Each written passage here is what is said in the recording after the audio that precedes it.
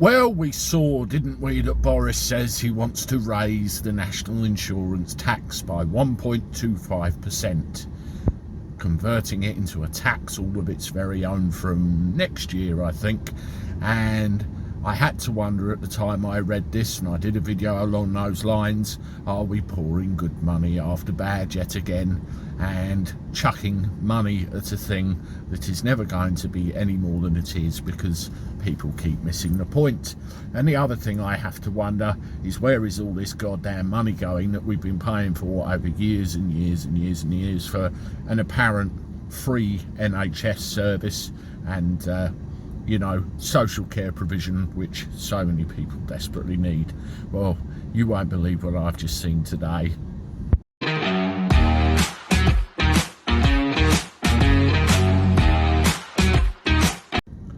How do everyone? Welcome back to the channel for a Thursday. Hope you're doing all right. I've just got back from Gatwick. Before I talk about the subject, let me share this little view with you. This is Palm Bay seafront. It's fairly near where I live in Margate. I've just got back from Gatwick, and whenever I come back, if it's a nice sunny day, I always come and sit here for a few minutes. It's very good for the mental health, amongst other things, and very, very nice views all round. Over there in the distance, there's a big field. Used to be a pitch and putt course if you're into the old golf, and they used to land the helicopters over there when they did the air shows at Palm Bay years ago. Well, that's quite enough of that, and let's get back to the subject at hand. All this NHS and social reform money that Boris thinks he's going to throw at a situation which has been on its arse for years. And you have to wonder, what are they going to do with that money once they actually receive it? Well, have a look at this.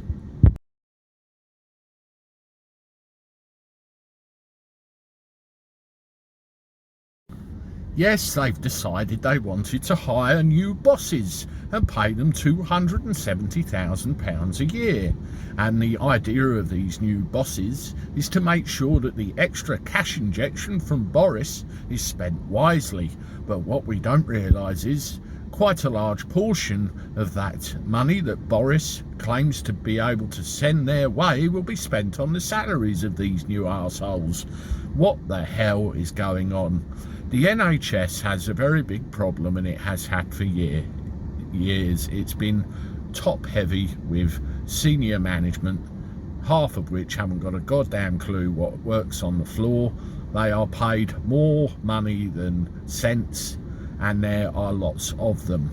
Nurses, doctors and all other staff who are vital to run the NHS don't get paid what they deserve. You've only got to look at the recent crap we had with the pay rise for nurses, and meanwhile all of these guys with their fat paychecks and their pencil pushing coin it in, and fuck all gets done, and we're left with an NHS that is getting privatised piece by piece as the days go by, and is falling on its knees. I think it had big problems before the pandemic, to be honest. Overstretched. We have an overpopulation crisis in this country, only being made worse by the likes of Priti Patel, who can't seem to pull her finger out and tell the French to get stuffed, although she claims to have done recently, and we will find out. And more people are having babies, and you know, it's just going to go on and on and on, and people are living longer also. We have the pension crisis as well, with the waspy women and all that sort of thing. It's stretching it beyond proportion. It doesn't work anymore, and as soon as they get a few million quid thrown at them by Boris, they're going to employ some more pencil pushers at over £250,000 a year salary. Absolutely fucking disgraceful. I'm not at all surprised that I've seen this, and I wonder if it is the first of many, to be honest. Let me know what you think, particularly if you've worked in the NHS before in any capacity. It's always good to hear stuff from the inside.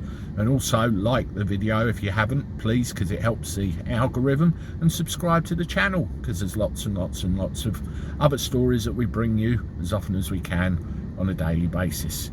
Anyway, I'm off. I want my egg on toast. I'll see you later. Toodaloo.